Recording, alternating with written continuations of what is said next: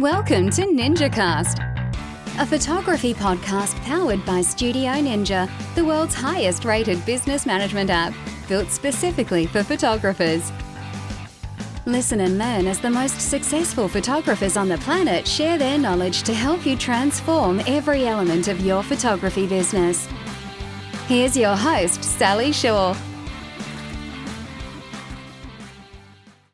Hi guys, welcome to NinjaCast. Today I'm joined by the wonderful Heidi.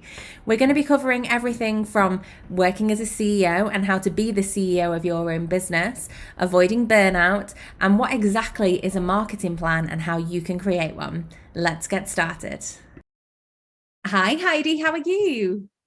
I'm doing well, thanks. How are you? Yeah, I'm awesome. Thank you so much. Thank you for carving out some time in your busy schedule to come and chat with us today. I really appreciate it. My pleasure. I'm excited to be here. I love talking about this kind of thing. Oh, amazing. So Heidi, for our listeners that might not know you, might not have heard of you, can you give yourself a little introduction and tell our listeners your journey, your career so far? Oh boy, has it been a winding one. So my business is called Evolve Your Wedding Business. And for the past 10 years, I've been working with all sorts of different wedding professionals, helping them build six-figure and multi-six-figure businesses without working all the time. Mm-hmm. And the interesting way that came about, way back when I was in college, I worked in nonprofit events. I did wedding planning for a while under someone. I did some of my own planning. I actually moved to the UK. And when I was living there, I noticed a gap in the market because I was working in marketing, and this is how we're trained to look at things.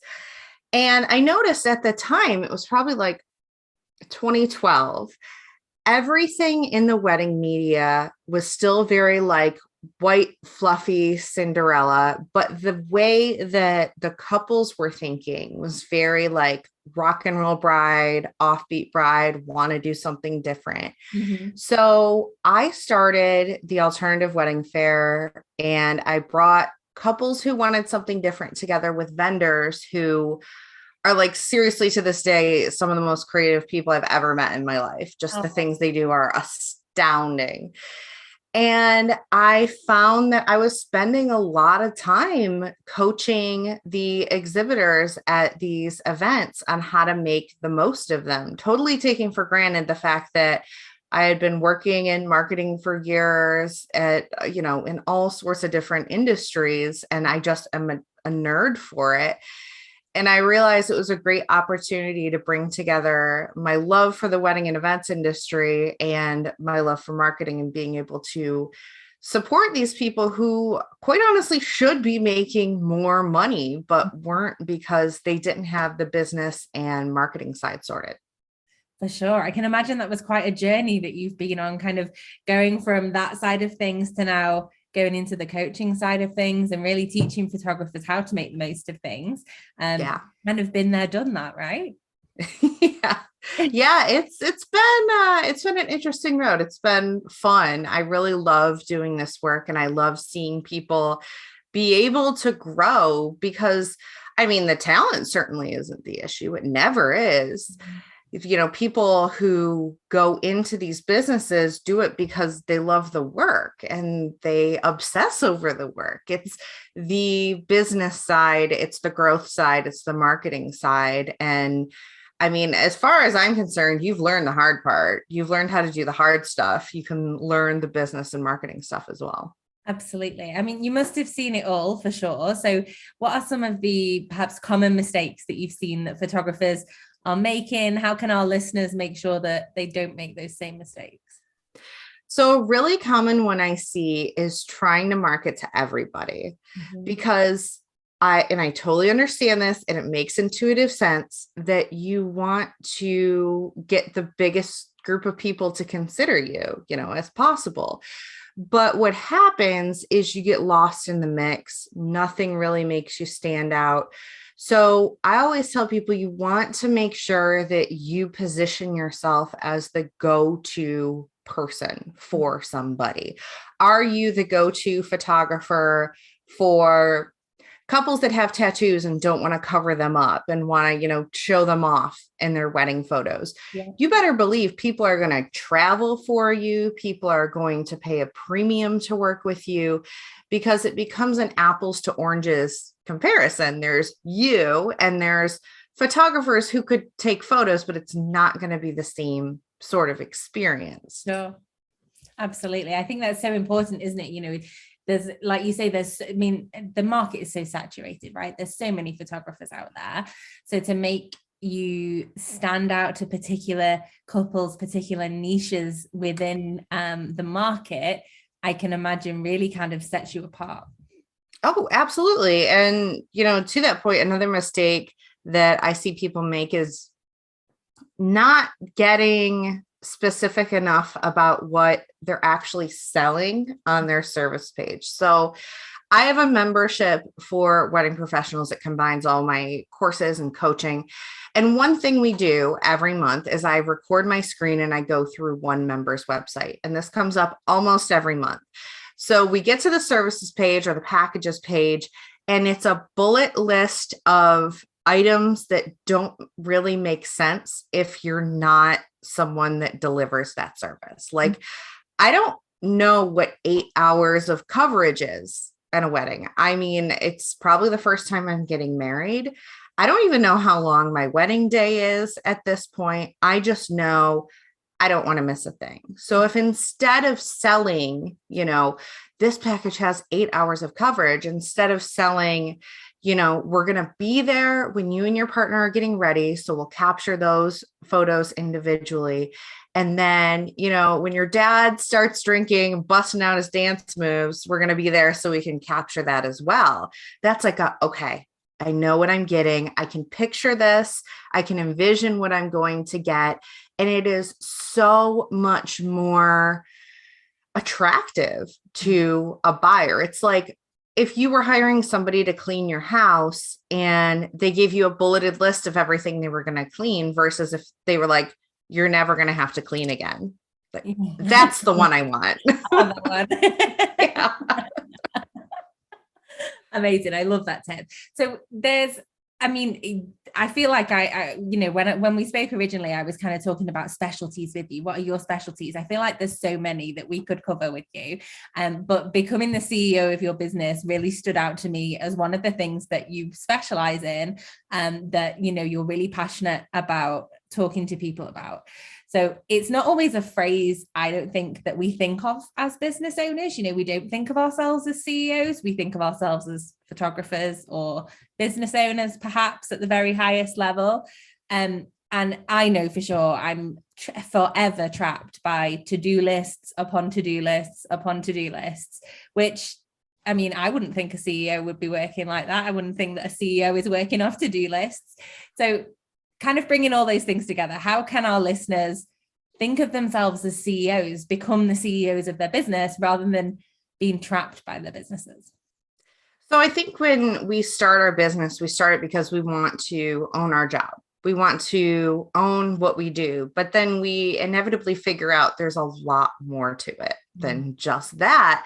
And if you want to be able to grow beyond your own personal availability, if you want to be able to build a team, if you want to be able to add in different revenue streams, you need to think like a CEO. You have to put your CEO pants on and give yourself dedicated time to function as the CEO, because we function as the worker bee in our business all the time. We're very used to that. But if you don't have the CEO version of you, this is all you. We're dividing your brain here. If you don't have that version of you that sits down and very intentionally decides, okay, this is what we're working on. This is where we're marketing. This is where we're not marketing. This is how we're spending our time. These are the things we're going to accomplish this week. Worker version of Heidi, go do it.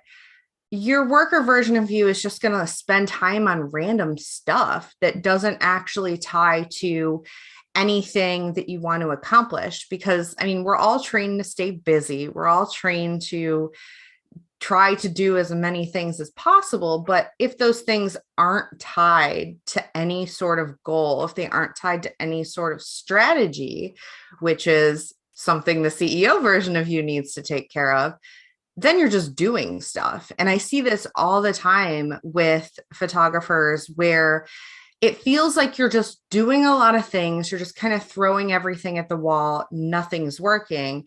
And it's usually because you're just doing things. There's no plan. There's no strategy. There's no intention behind, what you're attempting to do other than, I hope this works. Yeah, absolutely. And I think as businesses, especially, if you're new into the industry, if you're in your first few years in the industry, I think that it's not necessarily widely spoken about that you should be strategizing, that you should be putting plans in place, that you should be, like you say, having that time to be the CEO and to plan out everything that worker version of you is going to go and do.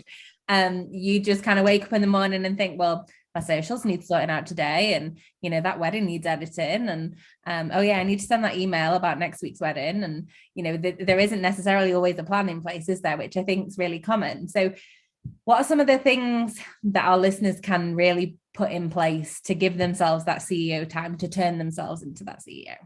So something super simple you can do is set yourself a CEO date once a week. It can be 15 minutes. Make sure it's on your calendar every week.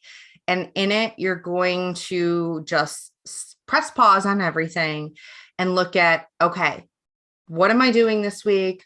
What's working? What's not working?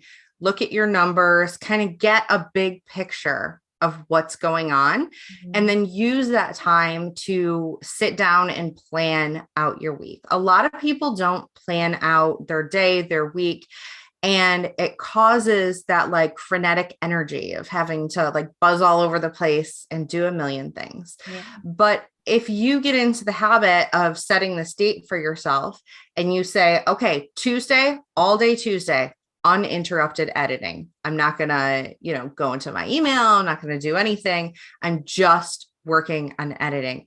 You are going to be able to do that more efficiently. You're going to be able to make more progress because of the momentum you really create by having uninterrupted time to work on something. So creating batches like that in your schedule is really, really helpful. So creating a batch is really simply just grouping like things together. So what batches do you have in your business? It's probably editing. It could be marketing tasks. You're going to have like admin and follow-up things. You're going to have client meetings. Can we group these things together so that you're doing all of those things in one place on your schedule? Like, Monday afternoon, that's when you do all your social media. That's when you do all your marketing tasks, and then it's done and you don't have to worry about it. And I can't tell you how much space it gives you in your schedule and how freeing it is and how much more control you have over your time when you really give like the blocks on your schedule roles. Like, this is Tuesday is my editing day.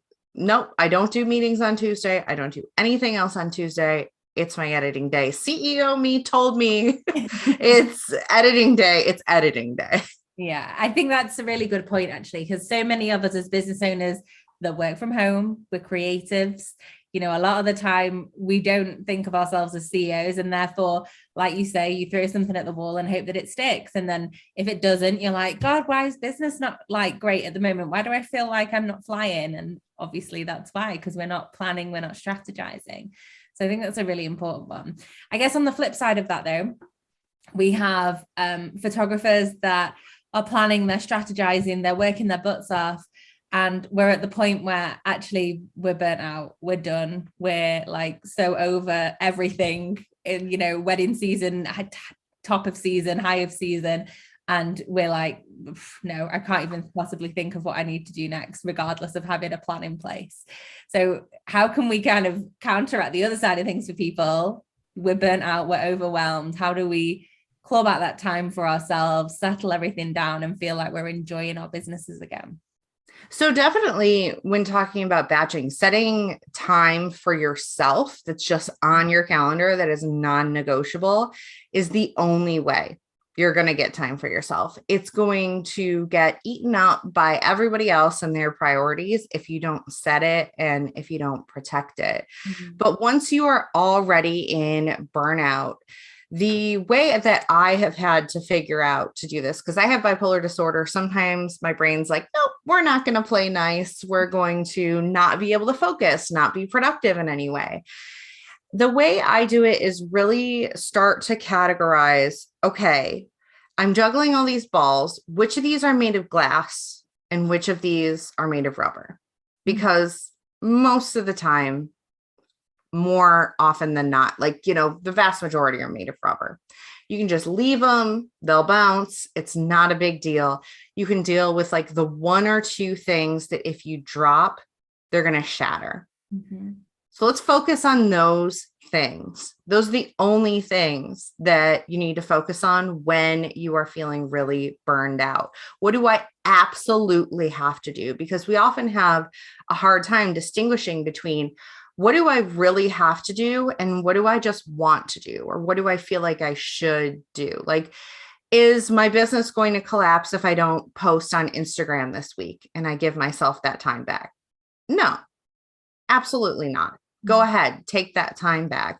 But until you sit down and you look at, okay, this is everything I'm trying to juggle. I'm going to quit these things temporarily. And they could be things in your business. They could be, maybe you're like really involved in your kid's school. Maybe you're volunteering. Maybe there's other things that you're doing that you can be like, nope, absolutely not. Got to put a pin in this. I'll come back to it next week. I'll come back to it next month. Yeah. You're not saying no forever. You're just digging your way out so that you don't have all of this weight on you. Like you have to do all these things that you are just physically incapable of doing because of the limits of time. Yeah, absolutely. I've never heard that analogy with which balls are glass and which balls are rubber. And I absolutely love that. That's really just like hit home with me because I'm like 100% one of those workaholics, will work all hours of the day, all hours of the night. I have to do it. I can't not do it.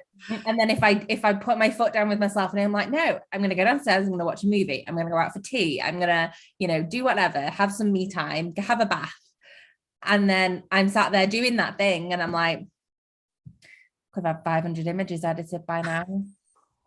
What I do in that situation, because I do that to myself too. And this originated, it was a couple of years ago. I had really messed up my shoulder and it was screwing up my sleep. And it was just like screwing up my whole life as a result. And I was like, you know what?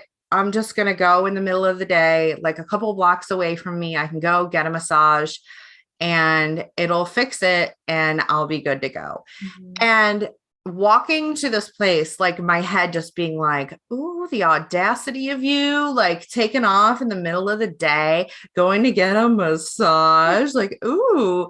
But I started telling myself, this is part of the work, because if I fix my shoulder, which it worked, I'm going to be able to sleep. And if I'm able to sleep properly, I'm going to be able to work more productively, more efficiently. I'm going to be able to show up as more of myself as opposed to a zombie that got, 3 hours of sleep last night. So I've gotten into the habit of telling myself anytime I do something like that, like if I go for a walk in the middle of the day, if I go out for lunch with someone, like, no, this is work. Because I'm giving myself the brain space I need in order to be creative, in order to run this business, because we're not the business robots we try to make ourselves into. Absolutely. It's I think it's a thing that a lot of people are guilty of, for sure. Yeah. And I've had to really consciously it still doesn't happen. I can't switch my brain off. I will still sit there watching a movie with my husband and be like, that blog could have been written and published, or, those images would be done, or I'd have sent that gallery by now. And it's like, you never switch off. You can never just fully put the business down.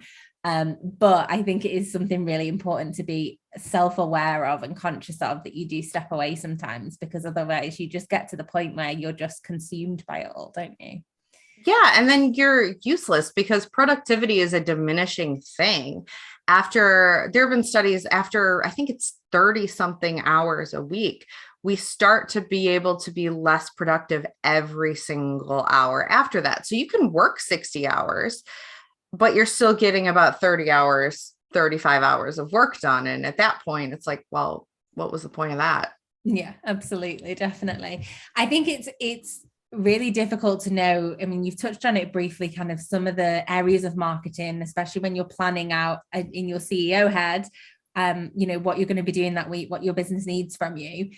But I think actually it's really difficult for a lot of photographers to know what marketing strategies, what marketing things they should be doing and what they shouldn't be doing. And it's that age-old thing, isn't it? Everybody has a preference, an opinion, a favorite form of marketing that's really worked for them. But I guess the reality is that, different things work for different people. So what can our listeners kind of take from you in terms of marketing? How can they create a marketing plan? What even is a marketing plan? How do they then go and implement that? So the way I teach creating a marketing plan is 5 parts. So first, we set a goal. What do you want to accomplish? Specifically, it has to have a number.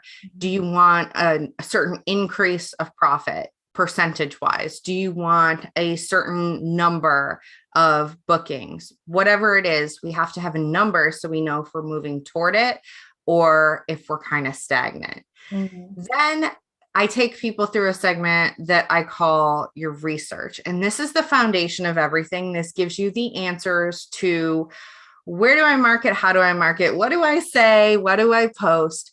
And in it, I have people look at the best clients you've ever had that you've worked with and you've adored and you wish you could clone and you wish you could work with over and over and over again. Mm-hmm. And what you're going to do is you're going to go to them and you're going to ask them some questions to get in their head to understand what is it that is really important to them. Mm-hmm. Where did they look when they were searching for their wedding vendors? We have access to the perfect data source in our clients, but too often we don't use it. We don't ask them anything. Yeah. And as a result, we're just guessing at what's important. So for instance, there's a planner inside my membership and her marketing was entirely centered around saving people time and relieving stress, the normal things a planner would talk about. Yeah. And she went through this process and she realized when singling out who her favorite people were, okay, all of them are either Indian couples or one person in the couple is Indian. And when she talked to them and figured out, okay, why did you book me as opposed to another planner? What drew you to me? What made me stand out? She got told over and over again, I want to have an Indian wedding, but I don't want to have like the Indian wedding. I don't want to have my sister's wedding. I don't want to have my brother's wedding, my cousins, my friends. I want to do it my way. So I wanted to work with somebody that I knew Indian weddings well enough that they could take my personality and take my partner's personality and make it our own. Mm-hmm. And once she turned all of her marketing messaging into that, people started booking her like crazy because she was the go-to person for her ideal client. She was the only person who was offering to solve the problem that these people wanted solved. They didn't really care about saving time. Yeah. They didn't really care about the stress that was like number 10 on the list, but she would have never known that if she wouldn't have had conversations with them and found out, oh no, I hired you for a completely different reason than you think. So that is the gold nugget that we mine in this process. And then as a result, we know what to talk about. We know what to post on social media. We know what to write blog posts about. We know what the copy on our website needs to be and the types of images that we need to use. Mm. And we can find out, where should we be marketing by, again, asking our clients. And if you see that, okay, I was going to put an ad on this particular website and not a single one of my ideal clients said that they looked there. Yeah. Maybe that's not the best use of my money. If all of them said, they got referrals from a venue, all right, you need to focus on building relationships with venues. It really gives you that North Star of what you're supposed to be focused on. And I think more than anything in business, that's what we all want. Absolutely. I mean, you spoke about it briefly there, but wouldn't we all just love to like clone our best clients? Like all we ever worked with was that one client or those 5 clients that were just perfect. They were so easy to work with. They made it feel not even like we were working. That's what we all want, right? Yeah. So other than what you said there about kind of, going back to those couples that you want to clone and speaking to them and researching why they booked you and what research they did to be able to find you, what else can our listeners do that is going to help them kind of start that journey of cloning their ideal client, of finding those people to market to? So you definitely want to look at your competition as well, especially once you have this idea of who it is that you're targeting, because once you enter that way of thinking that I'm a photographer for this kind of person, people who you thought were competitors turn out not to be competitors because they're working with totally different types of people. So you can develop, referral relationships with these people. You can develop closer relationships with these people, and you can stop comparing yourself to what they're doing, what they're charging, because they're dealing with different people. And I think that's something we don't think about when we look at how somebody is marketing is A, you don't know if it's working, and B, we don't know who exactly it's for and what they care about and how they make their decisions. So when you get to that point, you can start to make the decisions of, okay, I know who I'm targeting. I know what I need to talk about. I know where I need to show up. Now I can make a plan for what that looks like. So what are the 3 channels you're going to use? And I say channels broadly because they can be Instagram, they can be SEO, it can be, referrals. Just what are the 3 avenues of getting clients are you going to focus on?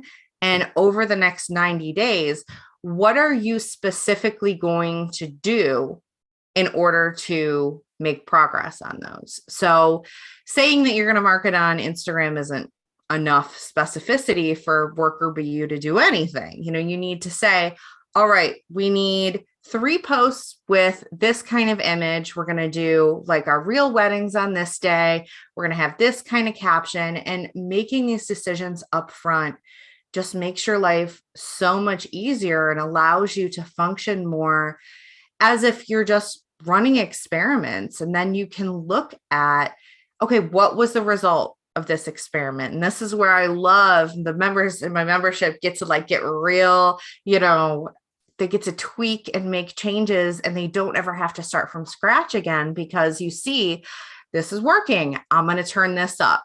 This isn't working. I'm either going to adjust it or I'm going to think about stop doing it entirely, because instead of piling more things on, let's do more of what's working and less of what isn't. Absolutely. I guess really a marketing plan is a lot of trial and error, right? It is. Like you say, it's looking at what's working and what isn't. And if it isn't working, do you tweak it? Do you get rid of it and replace it with something else? Yeah. And I have a checklist that I can give to your audience of all of the parts, all the things that you need to have in place. So I set up the link for that. It's evolveyourweddingbusiness.com/ninja. So if you want to see what you need in order to make sure that your marketing is working and chugging along, attracting your ideal clients, that will show you. Absolutely. I'll make sure that we pop that in the blog post for everybody as well. That's awesome. Thank you so much, Heidi. If you could start it all over again, if you could go back all those years before before you came to the UK, before you did all of that, before you did the shows, before you started coaching people, is there anything you'd do differently? Though there's something I would definitely like to know, and it's the mindset piece of all of this, that you can't approach business as I failed, that means I'm a failure. We have to look at things as a series of experiments that we run, and some of them explode in our face and we learn not to do that any longer. Some of them work really well and we can continue doing that. And I think having that mindset at the beginning would have been awesome, because it's something that I've had to develop.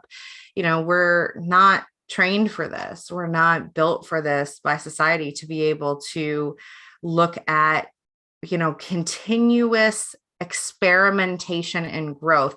That is not normal for most people in their day-to-day lives, but it's what we're doing every day. And in order to get comfortable with it, it's really important to separate yourself from the business. So I am this person. I, stand on my own. My worth is not determined by something that happens in this business.